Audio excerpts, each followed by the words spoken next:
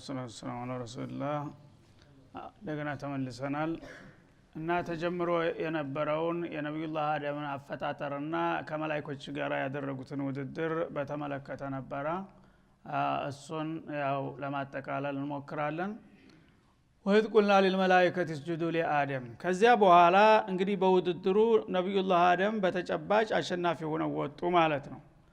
ከዚያ እንግዲህ ተሸናፊና አሸናፊ ምንድነው የሚሆነው? ደረጃው አለቃና አገልጋይ መሆኑ ያስከትላል ማለት ነው። አንድ ሰው የበላይ መሆኑ ከታወቀ የበላይ የሆነው ማዕረግ ይሰጠዋል፣ አለቃ ይደረጋል። የተሸነፈው ደግሞ በተዋረድ የሱ አገልጋይ መሆኑን ያመለክታል ማለት ነው። እና ያኔ አላህ Subhanahu Wa Ta'ala በእውቀት ደረጃ ፍጡሮችን ታመዛዘንና ታበላለጣቸው በኋላ አሸናፊውን የበለጠ ክብር ለመስጠት አሁንም ምን አለ? ወይት ቁልና ለልመላእክት እስጁዱ ለአደም። በሉ እንግዲህ መላእክቶች የአደም የተባለ ፍጡር ከመምጣቱ በፊት እናንተ በደካማ ጎኑ ያብጠለጠላችሁ መምጣት እንደማያስፈልግ ስትናገሩ ቆይታችሁ አሁን ግን ባልተጠበቀ ሁኔታ አለቃነቱን አረጋገጠባችሁ። እናንተ የማታውቁትን ሁሉ አወቀ።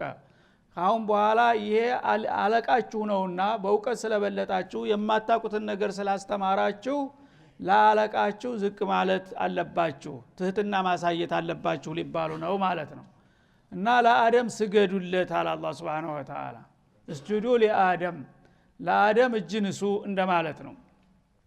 አለቃ ያው እጅ እንደሚነሳ አንድ ሰው ለአደም ስገዱለት በሚላቸው ጊዜ ወትሮም ቀናኤናቸውና እነሱ ይሄንን የጌታ ትእዛዝ መለኮታዊ ትእዛዝ በቀላሉ አላዩትም፣ አላመነቱም። እናድርግ የሚልም ነገር ሳያስቡት በቀጥታ ትእዛዙ እንደተሰጣቸው ፈሰጀዱ አቂባ አምሪላህ Subhanahu Wa Ta'ala። ፋኢቱ ፈአታቂብ ትባላለች። የጌታ ትእዛዝ እንደወጣ ወዳውኑ በሉ ለአደም ስገዱለት ሲላቸው ወዳውኑ ዳር እስተዳር ረብ ብለው ሰገዱ ማለት ነው። ፈሰጀዱ ኩልሁም ኢላ ሌላው ቦታ ዛው እክትሷር አድርጎት ነው እንጂ ኢላ ኢብሊስ ዳቢሎስ ብቻ ሲቀር ማንም መላእክት ከዚህ ትእዛዝ ወደ ኋላ የቀረ የሚያፈነገጠ የለም ማለት ነው። ዳቢሎስ ግን አባ ይሄንን መለኮታዊ ትእዛዝ ከመቀበል አሻፈረኝ አለ። ወስተክበረ ኮራ ወካነ ሚነል ካፊሪን። በዚህም አድራጎቱ ከካሃዲዎች መሆኑ ተረጋገጠበት፣ ተጋለጸ ማለት ነው። እና ቅድም እንግዲህ መግቢያው ላይ መላእክቶች ጅኖችን ሊወጉ ወደ ምድር መጥተው እነሱም በዘመቻ አጥቅተውና አሸንፈው በሚመለሱ ጊዜ በሰማይ ዓለም ላሉት ለተቀሩት ወገኖቻቸው የወጋናቸው ፍጡሮች ይሄንን ይመስላሉ ብለው ናሙና ለማሳየት ማርከው ወስደውት ነበር። ገና ወጣት ነበር የዛ ጊዜ ኢብሊስ ማለት ነው። እርግጥ የጅኖች አባት አይደለም ኢብሊስ፣ ጃን ነው የሚባለው፣ የጅኖች አባት አይደለም። እሱ ያው ትውልድ ነው። እሱን እንደ ናሙና ይዘውት ሄደው በሰማይ ዓለም ለብዙ ዘመናት እነሱ ጋር ኑሯል። እዛ ሲሄድ እንግዲህ አንድ ሰው ያው የሄደበትን የአካባቢውን መምሰል ስላለበት ጅን ቢሆንም በምድር ዓለም እንደሚኖረው ልኑር ቢል ሰማይ መኖር አይችልም። ስለዚህ የነሱን ዜግነት ወሰደና የነሱን ባህሪ ለበሰና እነሱ የሚሰሩትን ሁሉ ይሰራ ገባ። በኢባዳ እንዳውም ከብዙዎቹ የላቀ ውጤት አስዘገበ ይባላል። እና በዛ መልክ እንግዲህ ጥሩ አገልጋይ ሆኖ እየተደነቀ ከቆየ በኋላ አሁን የፈተና ሲመጣ አላህ ሊያጋልጠው ነው። ዘር ተልጓም ይጠልፋል እንደሚባለው ያ ወትሮ የደካማ ዘር ስለሆነ እስከዛሬ ተሸፋፍኖ የነበረው ነገር ከላ ሊያሳልፈው አልቻለም ማለት ነው። ወካነ ሚነል ካፊሪን። ወትሮም ያመፀኞች ጎሳ ስለነበረ አሁን የሰማይ ዓለም ሄዶ የሙጠዋዕ ቢመስልም አሁን እንደገና ተጋለጠና አላህም ወአዕለሙ ማላ ተዕለሙን ያለው አንደኛው ይሄን ነው ይላሉ بعض المفسرين ማለት ነው። እኛ እንቀድሱ ለከ ንሰብሑ بحمدك ونقدس لك ያሉ ራሳቸውን ሲያመቋሹ እናንተ ሁሉም እናንተ ጋር ያለው እንደዛ ይመስላችኋል፣ ግን ከናንተ ውስጥ አራሙቻ አለ ተመንጥሮ መውጣት ያለበት እንደናንተ አቋሙ ያልሆነ አለ ያለው እሱን ነው ብለዋል ማለት ነው። ወትሮ ይሄን ሲሉ እሱም አባል ነበር። አሁን እንቀድሱ ለከ ያለ ነበር አብሮ ማለት ነው። ኋላ ግን ለአደም ስገዱ ሲባል ይሄ ምቀኝነት ስሜት አለበት ጅን ስለሆነ ማለት ነው። እነሱ ግን ይሽ ብለው ጸጥ ሁሉም ረጭ ብሎ ሲወርድ እሱ እንደ ጉቶ ጉልት ብሎ ብቻውን ቀረ ማለት ነው። ምን ነው ሲባል አስጁዱ ሊመን خلقተ ጢና አለ ጎበዙ ማለት ነው።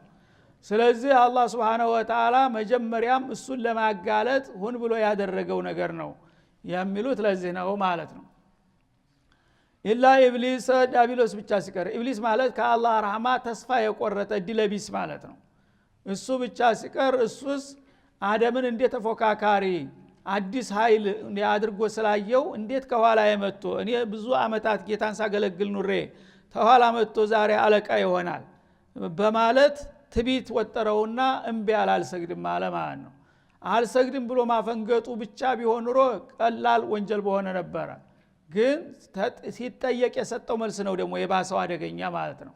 ወካነ ሚነል ካፊሪን እና በዚህ በአመጹና በኩራቱ ሳቢያ የጌታን ትእዛዝ በመጣሱ ተካሃዲዎች መሆኑ ተረጋገጠበት። ከካሃዲያው ፍጡሮች ወደፊት ካሃዲዎች ይመጣሉ ብሎ ጌታ በቀደር የያዛቸው ነበሩ። ከነዛ አንዱ መሆኑ ተረጋገጠ ማለት ነው። እና በሌላው አያ እንደሚለው ማመናአከ አንተ ተስጁደ ሊማ خلقቱ بيدي ይላል። እኔ በእጄ አክብሬ የፈጠርኩትን ፍጡር ስገዱለት ብዬ ትእዛዝ ስሰጥ አንተ ለመስገድ ምን ከለከለህ?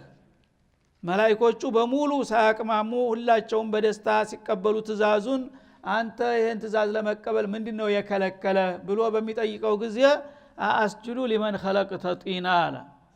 ይሄ የባሰው አደገኛ ቃል ይሄ ነው ማን ነው ለችግር ያጋለጠው። እና እንግዲህ እሱ ቅን ቢሆን ኑሮ ወይም ሹብሃ ቢኖረው ኑሮ እዕትዛር ማድረግ ይችል ነበር። ምክንያቱም የመላእክት አይደለም እሱ በትውልዱ ዘሩ የተለየ ነው። ስለዚህ እስጁዱ የሚለው ትእዛዝ በቀጥታ ለመላእክት ነው የተሰጠው አይደለም እንዴ? እኔ እኮ ለመላእክቶቹ ትእዛዝ ስሰጥ ጊዜ እኔን አይመለከተኝም ብዬ ነበር እኔም ተፈልግ ያለው እንደ ብሎ ቢሰግር ኑሮ ያመልጥ ነበር። ግን አላህ ምስጥሩን ያቃል ማለት ነው። ሹብሃ አይደለም እሱ ሳይገባው ቀርቶ አይደለም። እስጁዱ ሲል እሱንም ጭምር በትእዛዙ እንዳካተተው ያውቃል እሱ ራሱ ማለት ነው። ግን ኋላ ማንድነው የከለከለህ በሚለው ጊዜ እዕትዛር በማድረግ ፈንታ አስጁዱ ሊመን خلقተ ጢና ከጭቃ ጠፍጥፈህ ለፈጠርከው ነገር እኔ ኑራኒ የሆንኩት ብርሃን ሰጭ የሆንኩት ወخلقተኒ ሚን ናር እንደሚለው ከብርሃን የተፈጠርኩት እንዴት ለጨለማው ለጭቃውን ይሰግዳለሁኝ የሚል መልስ ነው የሰጠው ማለት ነው። ይሄ ትልቅ ወንጀል ነው እንግዲህ ማለት ነው። መጀመሪያ ተምንም ይፈጠር ጌታ በለጥ ያለው ይበልጣል። እሱ ግን አደምን አንቋሸሸ ማለት ነው።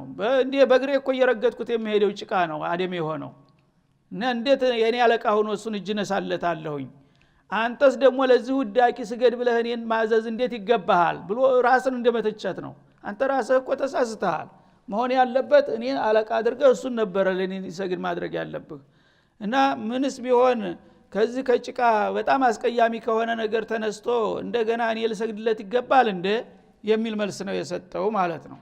ለዚህ ነው እንግዲህ የመጨረሻ ወንጀለኛ አላህ ያደረገው። ምክንያቱም የአላህን ፍቃድ የሚጻረር የለየለት ምቀኛ አደምንም ለምን ጌታ መረጠው ለምን ብሎ ተመቅኝቶት ነው።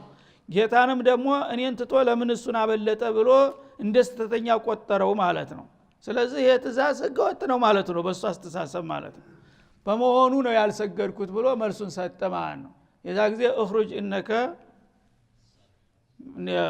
ምንድነው? ስለዚህ እንግዲህ አላህ Subhanahu Wa Ta'ala ወዳውኑ ስንብት አደረገለት። አንተ እንግዲህ ህገወጥ ነህና ከኋላ ተዛሬ በኋላ ተረግመሃል በቃ መሄድ አለብህ አለው ማለት ነው። ይህ ታሪክ እንግዲህ በጣም ብዙ ምስጢሮችን ያዘለ ነገር ነው። አላህ በሌላ በኩል ምን እነ ሸይጣን ለኩም አዱጉን ፈተኺዙሁ አዱዋ ያ አባታችሁ ታሪካዊ የሆነ ጥላት ነው ሰይጣን። የሰው ልጆችን ብዙ በአለም ላይ የሚያበጣብጠው እሱ ነው በተለያየ ምክንያት እኛ እናቅም። አንድ ነገር ስንናገር እንደዚህ ሊልህ ፈልጎ እኮ ነው አንተን ሊያንቋሽሽ እኮ ነው ብሎ ስሜታችንን የሚኮረኩረንና እስበርሳችንን የሚያፋጀን እሱ ነው። ስለዚህ አላህ Subhanahu Wa Ta'ala የመጀመሪያው ምንም ሳትደርሱበት ብቻ ለምን ጌታ መረጠው ብሎ ተምድር ላይ ተነስቶ ይሄ ሁሉ አተካራ የፈጠረ አደገኛ ጥላታችሁ ማለት ከሁሉም በፊት ልታቁና ልትጠነቀቁ የሚገባው ዳቢሎስ ነው። ሸይጣን ሁላችሁም በጥላትነት ወቁና ተጠንቀቁት የሚል ለዚህ ነው ማለት ነው። በዛ መልክ ያው ራሱን ተጥቅም ውጭ ሆነ እንደገና እኔ ያጣዋትን እድል አደምም ሰልጆቹ ማግኘት የለበትም ብሎ ሽንጡን ገትሮ እስካሁን ድረስ እኛም በማበጣበጥና ችግር ላይ በመጣል ላይ የሚባትለው ለዚህ ነው ማለት ነው። እና መላእክቶቹ ሰገዱ ለአደም። እዚህ ላይ ሌላው ጥያቄ የሚነሳው መስገድ የሚባል ነገር የአላህ መብት ነው። የአላህ መብት የሆነ ነገር ለፍጡር ታዋልክ ሽርክ ውስጥ ገባህ ማለት ነው። ስለዚህ እንዴት አድርጎ ጌታ ለፍጡር ስገዱ ይላል የሚል ጥያቄ ደግሞ ያስነሳል ማለት ነው። እነሱ ይቀበሉም አይቀበሉም መጀመሪያ ለፍጡር እንደስገዱ አለ። መስገድ የሱ መብት ነው፣ የሱ ስልጣን ነው፣ ለሱ ብቻ ነው መስገድ ያለበት የሚለው ጥያቄ ይነሳል ማለት ነው። አዎን መስገድ የአላህ መብት ነው፣ ለማንም ፍጡር አይፈቀድም። ግን ባለቤቱ የሚፈቅድለት ከተገኘስ የራሱ መብት አይደለም እንዴ? ይችል ለኔ የምታደርጓትን ስርዓት ለአደምም እስቲ አንድ ቀን አድርጉት ብሎ ከፈቀደ ባለቤቱ ምንድን ችግር አለ? የክልክል የሆነው ሽርክ የሆነው እሱ ሳይፈቅድ ካደረግነው ነው ማለት ነው።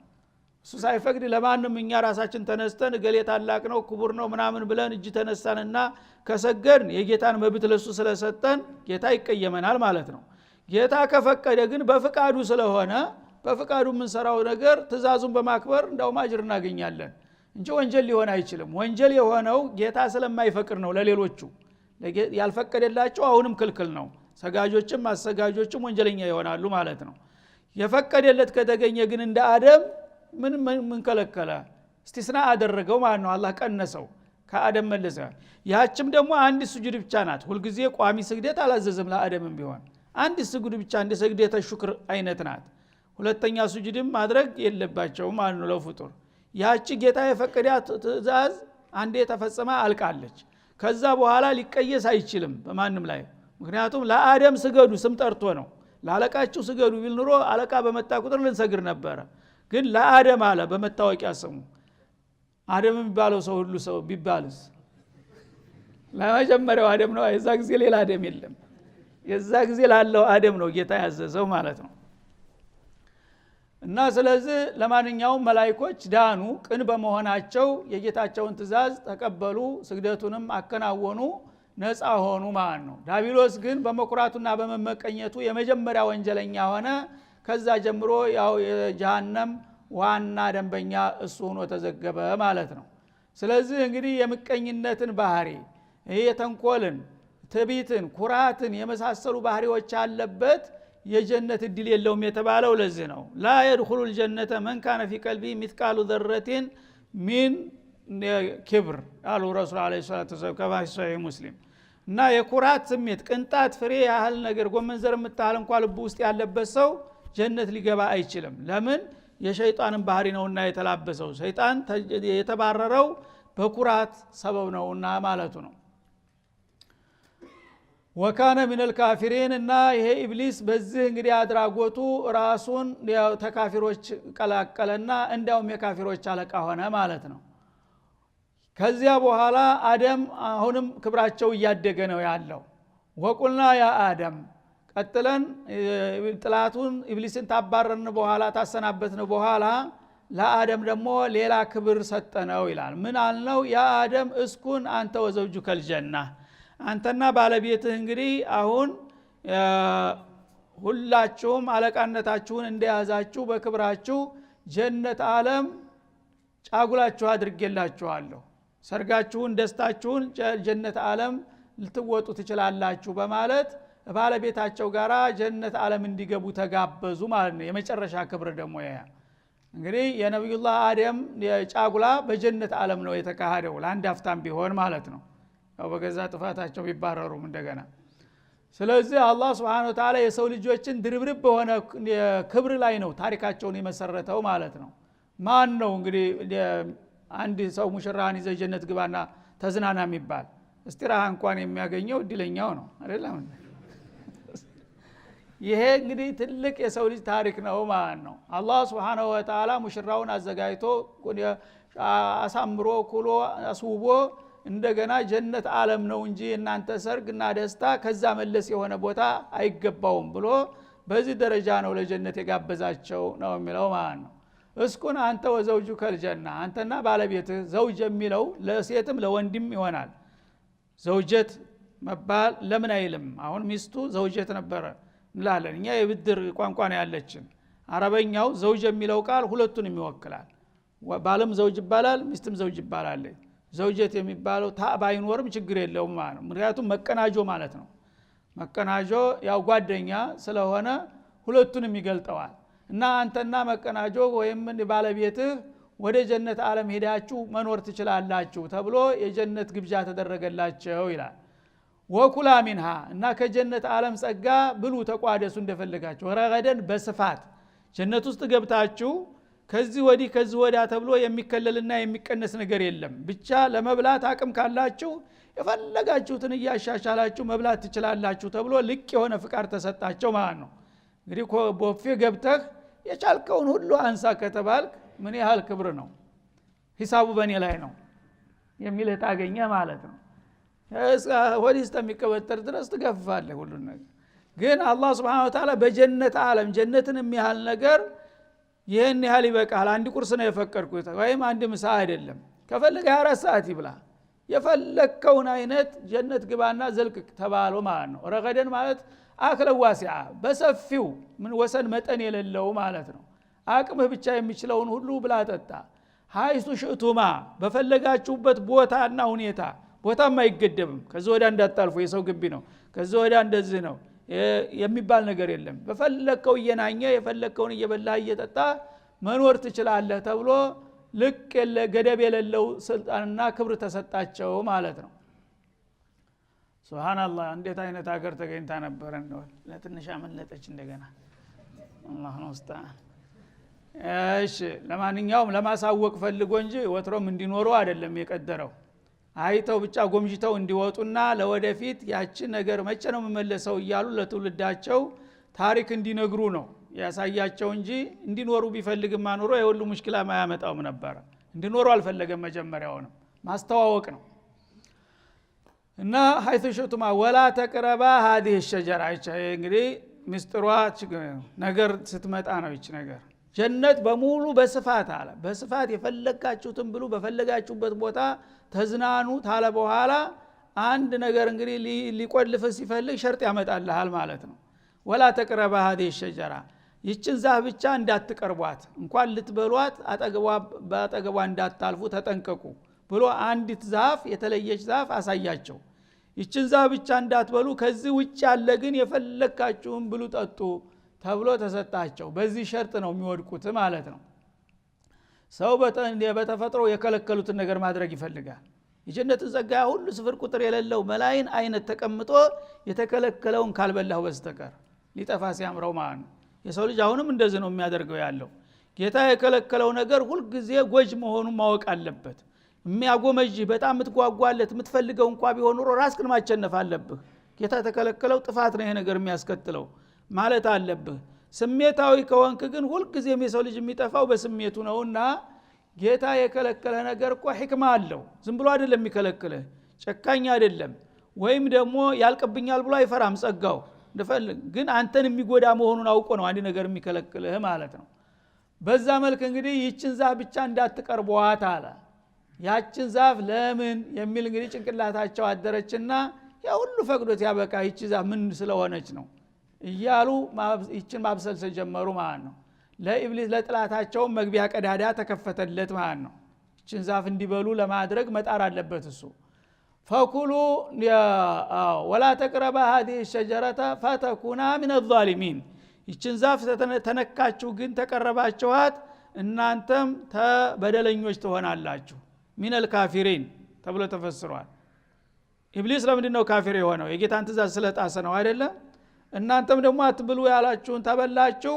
ራሳችሁን በደላችሁ ለኩፍር ተጋለጣችሁ ማለት ነው እና እንደዛ እንዳትሆኑ ይቺ ዛፍ ብቻ እንዳትነኩ ተብሎ ማስጠንቀቂያ ተሰጣቸው ማለት ነው ያነ እንግዲህ ጥላታቸው ይችን አጋጣሚ በመጠቀም በዚህ ሰበብ ሊያጠፋቸው ነው ማለት ነው فأزلهم الشيطان عنها ይችን ዛፍ እንደተከለከሉ ስላወቀ አጅሬ ማድባት ጀመረ ማለት ነው ይችን ዛፍ እንዴት አድርጎ እንደሚያስበላቸው ዘዴውን መዘየር ጀመረ እና በተለያየ መልኩ እንግዲህ እነሱ ባላሰቡትና ባልጠበቁት መልክ እሱ እንደስስት የመቀያየር ባህሪ ያለው እስከዛሬ በሚያቁት ቅርጹ በሚያቁት አነጋገሩ ሳይሆን በሌላ መልኩ ሌላ ፍጡር መስሎ መጣላቸው መካሪ መስሎ ማለት ነው ልክ እንደ መላእክት መስሎ ከዛ ይህችን ዛፍ ለምን እንደከለከላችሁ ታውቃላችሁ የሚል ጥያቄ አነሳማን ነው። እኛም እናውቃለን ብቻ ከለከለን እንጂ።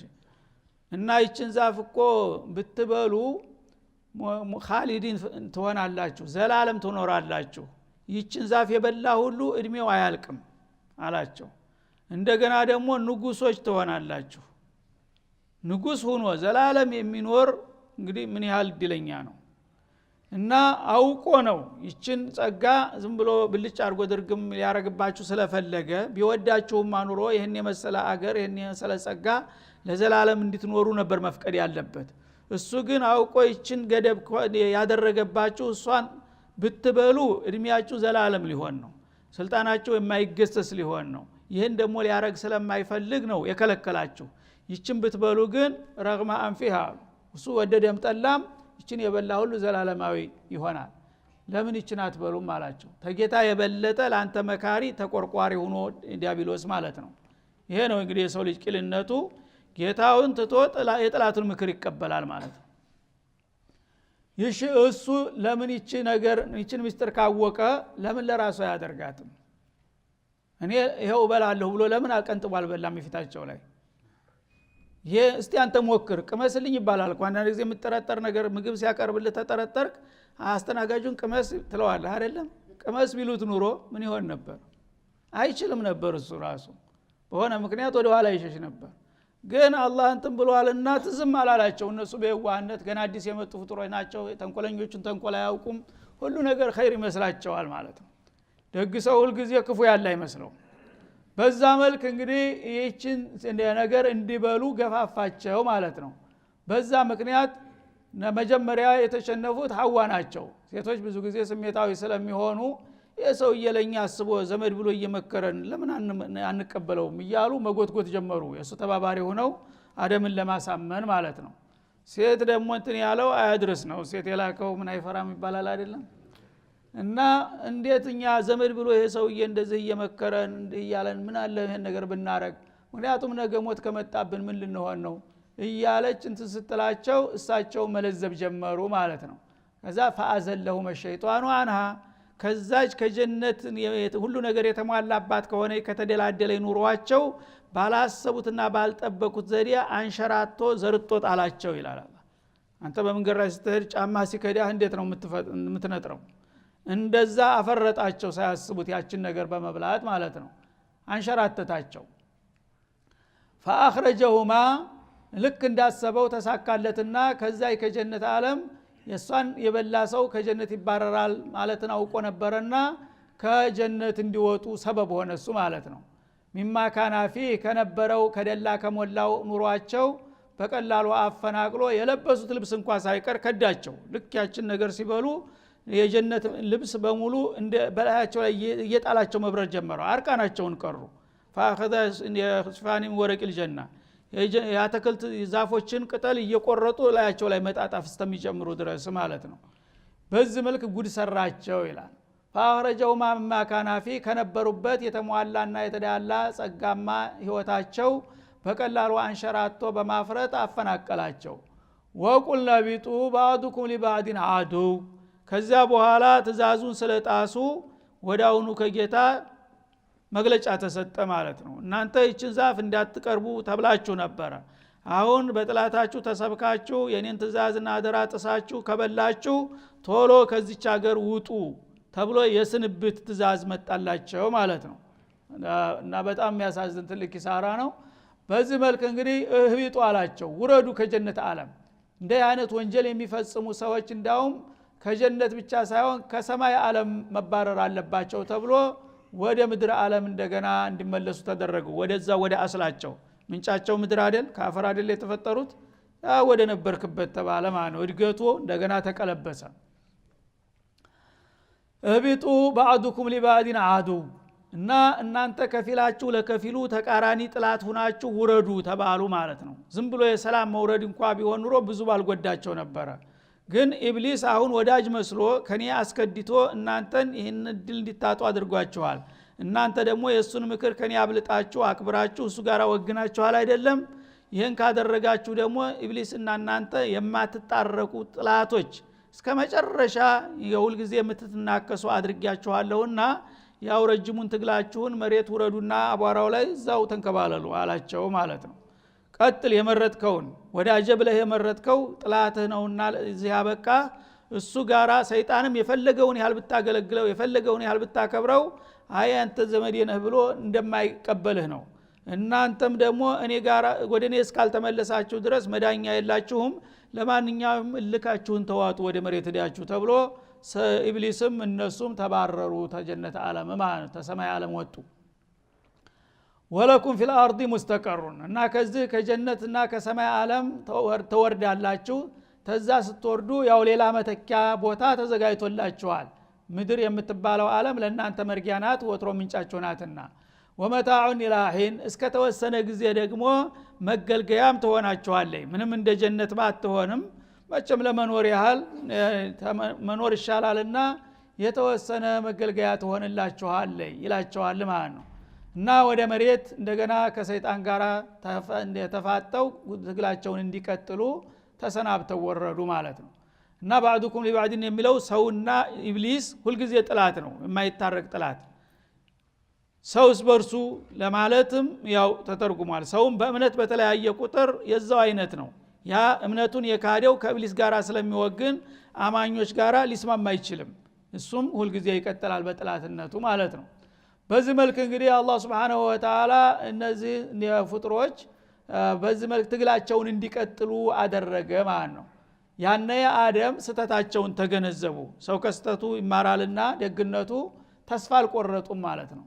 እና ምን ይሻለኛል እውነትም ጠፍቻለሁ ተሳስቻለሁኝ አሁን ከጌታዬ ጋር እንዴት ብዬ ነው መታረቅ የሚችለው የሚለውን ነገር ያስቡበትና ይጨነቁ ጀመር ማለት ነው።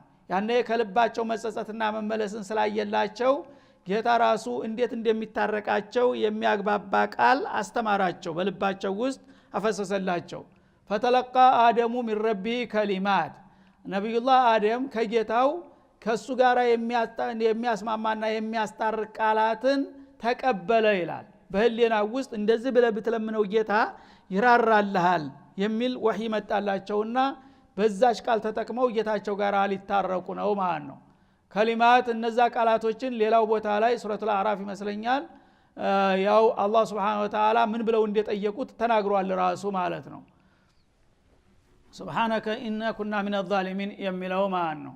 ላ ኢላሃ ኢላ አንተ ሱብሃነከ ኢና ኩና ሚነ ዛሊሚን ረበና ኢነና ظለምና አንፉሰና ወኢለም ተግፊር ለና ወተርሐምና ለነኩነና ሚነል ኻሲሪን የሚለውን ቃል አላህ ስላሳወቃቸው በሱ ሲለምኑት ወዳውኑ ተቀበላቸው ማለት ነው። ፈታበ አለይህ እና ጥፋትህን አውቀህ እንደገና ወደኔ እንደዚህ ትሁት ሆነ ከቀረብክማ ጥሩ ነው ተመልሼልሃለሁ።